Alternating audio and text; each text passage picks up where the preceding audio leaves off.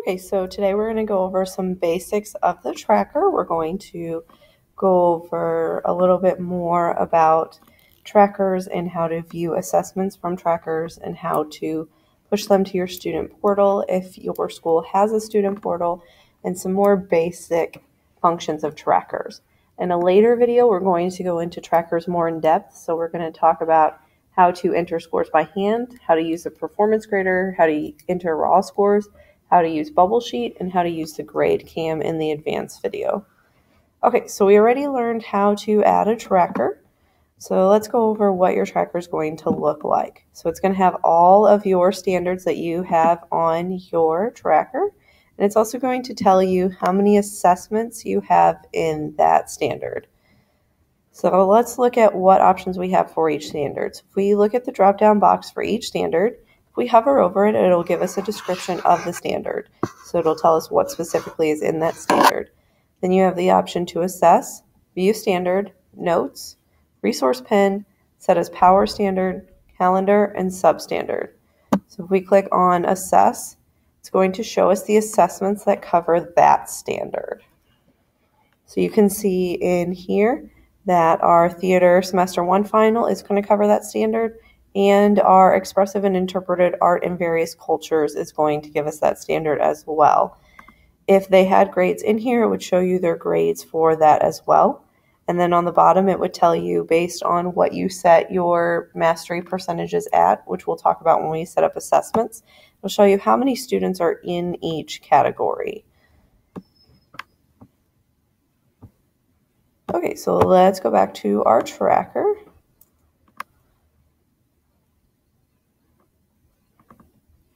Okay, if you click View Standard, it'll just tell you the standard in general. If you want to reword the standard, maybe you have lower level students who don't understand what the standard actually says, you can reword it for them, and then you can make that standard the default view for parent and student reports as well. So we'll look at reports in a later video. But then when they get their standard-based reports, then it'll show them the reworded standard instead, so what you gave to them.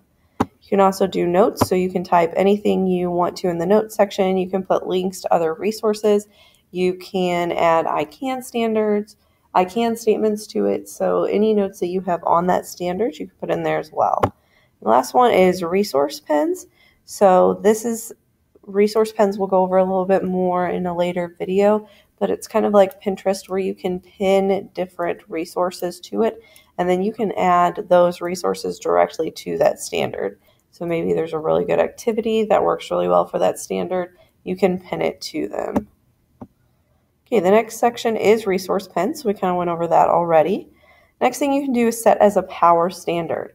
So there are a lot of standards to assess, especially if you have Common Core. So you can set certain standards as power standards. So these are standards that you want to focus on more heavily. When you do that, it doesn't affect the assessment in any way, shape, or form, but all it will do is it'll put a little P above your power standard. So if we set this one as our power standard, then it's going to give us this little P, so letting us know that that is one of the power standards we're going to cover. And you can click on calendar, and you can add a date in, so maybe you want to add March 5th. You can click save. So maybe that's one day that you know that you want to cover that standard. And then you can also click substandard. If some of the standards, especially the Common Core standards, have substandards to them, or you can create your own substandard. So maybe you want to break that standard down into a few different sections. You can create your own substandard and do that as well. Okay, so we're going to go back to the assess page, and we're going to talk about some different options that you have in that view. So if it's a multi-standard assessment, you're going to push it to the students a little bit differently, and we'll talk about that in a second. But if it's just that one standard, so this assessment only covers 9 through 12 P1, IC1A, then you're going to be able to assess directly from that standard view. So you can click assess. And because this is not linked in with our student information system, we don't have the student portal option. But if your school has chosen to purchase the student portal option, on this section you'll see push to student portal. Otherwise, you'll have them use Bubblesheet. So they'll go to masteryconnect.com/Bubblesheet. They'll need their test ID, which is right here. And then they'll also need their student ID. And we'll look at how to find that in just a second. There are different expiration options. So you can have the test expire 1 hour from now, 1 day from now, 1 week from now, 1 month from now, 1 year from now, 7 days from now, or a custom date. So this is how long you're going to give the students to be able to take the test before they need a new ID. One thing to note is if you generate a new test ID while other students are taking a test, they will lose their scores. So make sure no students are in the process of taking a test when you do generate a new test ID. Okay, you can also click on the Add button here to add an assessment for that standard.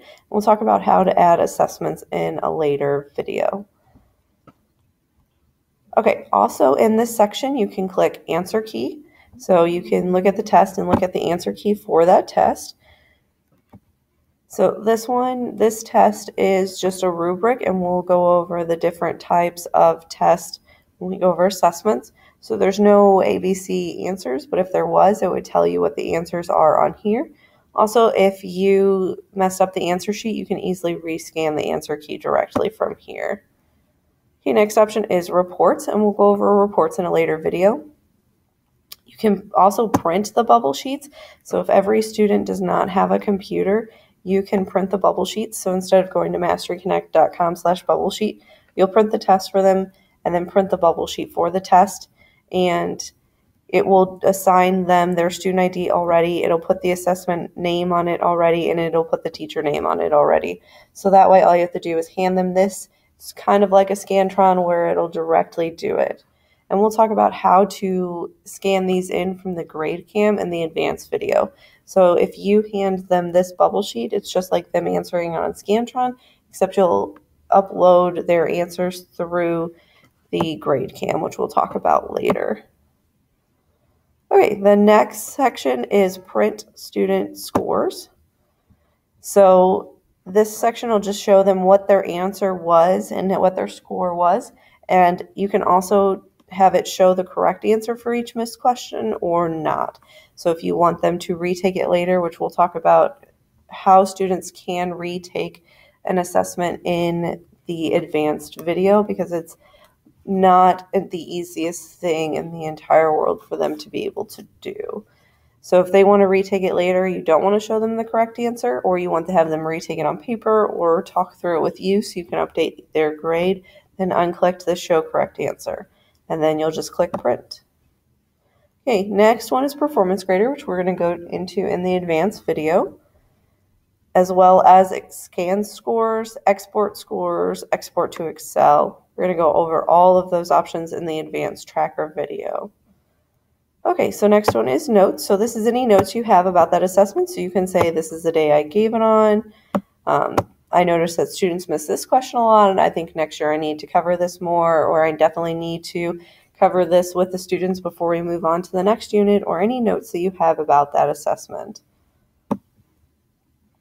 Last option is privacy.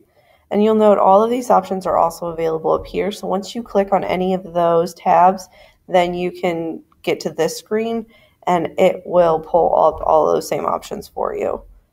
Okay, so these are options for student and parent reporting. So when we talk about reports in a later video, you'll be able to see the reports themselves. When you hand out a report, if you go to privacy, you can hide this assessment from the report. You can hide the answer key from the report. When we look at reports, we'll see an item analysis for each question. You can hide that, and you can also hide their student answers. So depending on what you want parents to see and students to see and what you don't want them to see will depend on what you hide. The last one is delete assessment. You don't want to delete the assessment unless that's not an assessment you're going to use at all anymore. If you change any part of it, we'll go through when we do assessments. You can still change questions, you can change answers, you can add questions and answers, but unless that's an assessment you're not going to ever use at all, then don't delete the assessment. Okay, so look in our later video for more trackers in depth. So in our advanced video, we're going to talk about how to enter raw scores. We're We're going to talk about the performance grader. We're going to talk about the bubble sheet. We're going to talk about the grade cam. And we're also going to talk about how to do some more of those advanced features like letting students retake the test.